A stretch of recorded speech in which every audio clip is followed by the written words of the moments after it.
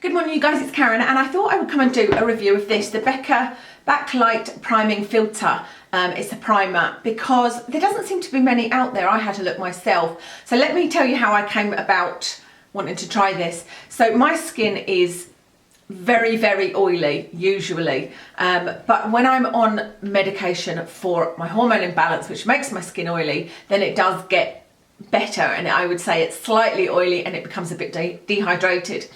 I'm currently in the middle of taking the medication, so my skin is now slightly oily and not crazy oily as it has been before. But because I've only been on this medication a couple of years, and because I've always had very, very oily skin, anything that is luminescent or radiant or glowy has never ever interested me. If it said matte on it, that's what would appeal to me. So the past 6 months is the first time that I have been really consistent with the medication, so my skin is a lot better. But also I got the Marc Jacobs Remarkable foundation and I love it. I love the fact that it's full coverage, that it lasts really well, but the only thing with it is it lasts, but it doesn't last looking very nice. It looks kind of flat to me and it looks a little bit cakey. And I had bought this cream highlighter by Rimmel called Good to Glow, and I thought, you know what, I'm going to try that because now my skin's not so oily. So I mixed a bit of that in with the foundation. I've used it underneath the foundation and I've really enjoyed doing that. It hasn't actually extended the life of the foundation, but it just makes it not so flat and not so cakey looking. So I thought, you know what, this is the only cream highlighter I've ever tried. Let me see if there's any others out there I want to try. And I immediately thought of the Becca Shimmering Skin Perfector. But then I had heard about this and I thought, this sounds perfect because this is one that's meant to be used as a primer. It has got a glow, it's not too crazy. And so I ordered mine from Space NK. It is, I've got it up on the screen here actually, £32, and that's 30ml. So it's a pretty expensive one, but I have no others. So it wasn't like I was just buying a repeat product. So I'll read you the claims as always and then tell you what I think about it. Although I do have to say that this review is more of, it's not very definitive. It's more of a, this is what I think, but I think that you should, if possible, get a sample. The problem is, because it's Becca, I couldn't even get a sample and I couldn't go and swatch it or anything because in the only place that does Becca, I think there's one in Glasgow that does Becca in Space NK, but in our Space NK, there is no Becca in the shop. You have to actually buy online. I should have waited. I'm in Glasgow in a couple of weeks' time, but you know me, impatient. So let me read you the claims. It says, the Backlight Priming Filter creates a canvas for your makeup, extending its wear from day to night.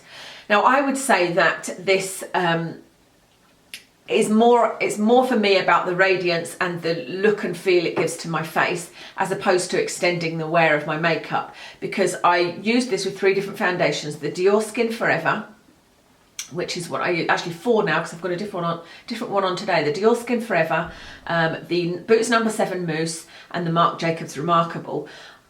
With the Boots No. 7 Mousse, I did notice that my foundation looked great at the end of the day, and normally my foundation, I would say, lasts until about, I put it on at about 6:30, 7 in the morning, and it lasts until about 2 o'clock before it starts to look a bit kind of patchy and disappears in places. But I did notice on the day I used this with my number 7 that it was about 4, 5 o'clock and it was still looking okay. But that could be to do with, I've just been sitting at my desk. I haven't really been able to test that aspect because I haven't been, you know, running around shopping or doing an awful lot this week other than sitting at my desk and a little bit of light housework, nothing crazy. So for me, it's not about extending the wear. But the great thing I would say about that is it doesn't reduce the wear time.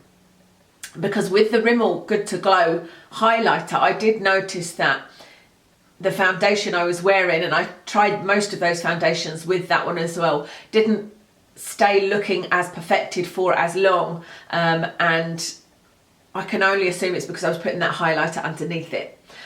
So hopefully that you get what I mean. I think that for most people it won't make a difference to your makeup, which is good, because if you've got oily skin and you're getting a product that's going to give you radiance, the worry is that it feels greasy and then it's going to make you look oily. This didn't do anything for the oil breakthrough. It didn't make the oil breakthrough worse. I didn't look shiny in a couple of hours or anything like that. This backlighting acts as an instant filter, creating a diffused soft focus radiance. I would totally agree with the diffused soft focus radiance, and I have to be honest and say that normally I would read something like that and think it was just markets talk, you know, selling speak. And you know how with the Hourglass ambient powders, I've seen a lot of people that say they use them and they put it on and look in the mirror and they're just like, wow, my skin looks amazing. I have to say I haven't found that. I have got 3, 4, at least 4, possibly 5 of the Hourglass powders, and I do enjoy them, but I never look in the mirror and go, wow, and that they're not something I feel like I could certainly live without them. And I use them more as, I use the incandescent light as a highlighter, I use diffuse light to set my under eye concealer. They're not anything that makes me go, wow. And I didn't really, this is going to sound really cynical and hopefully not condescending, but when I saw people saying, oh, you know, wow, my skin looks amazing, I kind of wondered if it was the placebo effect that you'll have heard me talking about before, that, you know, because they put this on and it said it would give them a glow, they thought they looked like they had a glow, because I couldn't really see a difference either in the people using it or in myself. However, that happened to me with this, so I apologise for being so cynical and thinking that people were just imagining this glow, because I have seen it with this. So I put it on as a primer, put on my, I didn't use Marc Jacobs, it was when I used the Dior Skin the first day, not expecting very much, put my Dior Skin foundation on, which I enjoy anyway, and looked in the mirror, kind of held the mirror back, and I was like, oh my goodness, I can see a difference. And I thought, I just look a little bit healthier, I just look a little bit more healthier, I look like I've had a rest, you know, or been on holiday or something, and there is a very soft glow about what it does to your makeup. So I feel kind of silly even saying that, because like I said, I've always been so cynical, but I could really see a difference. So I used it the following day with the Marc Jacobs. I didn't see as much of a difference with the Marc Jacobs because that is very pigmented, and I think that actually what I'm going to try and do is use it with the Marc Jacobs but mix it in with it and see how that works. And I then used it with the No. 7 mousse, like I say, and that was good. And today I've got it on with the YSL Fusion ink. I just wanted to try it with yet another foundation and see what it looked like. The great thing about it is it doesn't dilute the foundation. You can still get the same coverage, but if you're going to use one like with the Marc Jacobs Remarkable, you won't see as big an effect. It blurs, soft focus radiance that blurs imperfections. I haven't found it blurs imperfections, in that I'm thinking I've got large pores around here and then I've got the fine lines around my eyes, and I can't see any difference in those.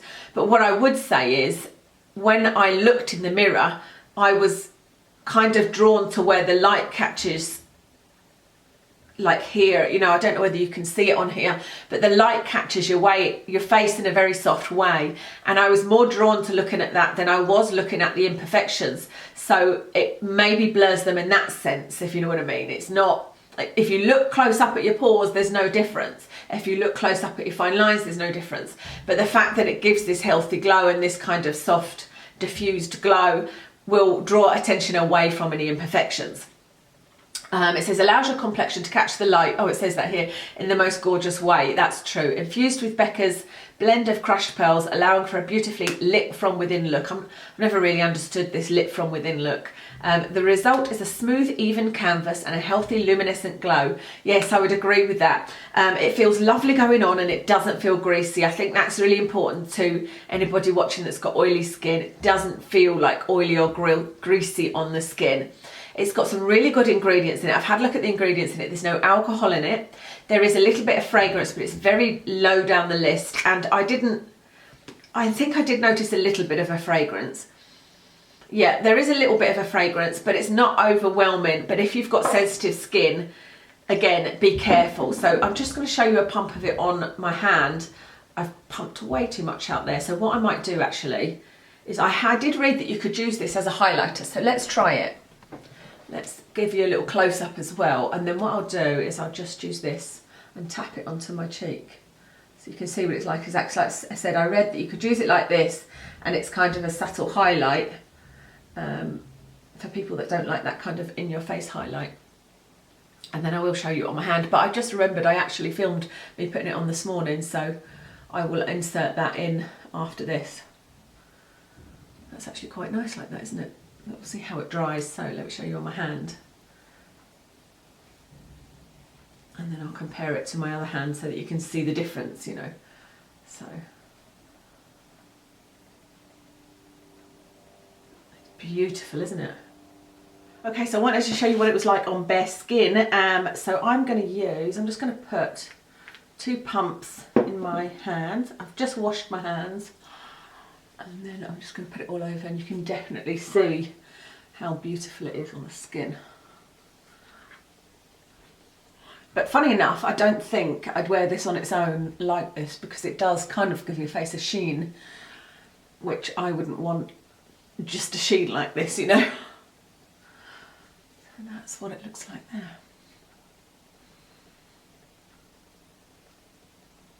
So as I said, there's not actually many reviews out there for this, but the ones that I have read seem to say that they think it's going to be popular amongst people with normal to dry skin. I would totally agree with that, because it is a little bit moisturising. It has got a moisturising ingredient in it, but not overly moisturising. So if you've got, you can't rely on it as a moisturiser, but it's not going to make your skin feel tight. Some primers can make your skin feel tight. Like I said, I've got dehydrated skin as well as it being slightly oily, so combination, I would guess. So yes, I agree with that, because I think that people are saying, because it gives you this kind of glow, most people with very oily skin will avoid it like the plague, as I did when I had oily skin.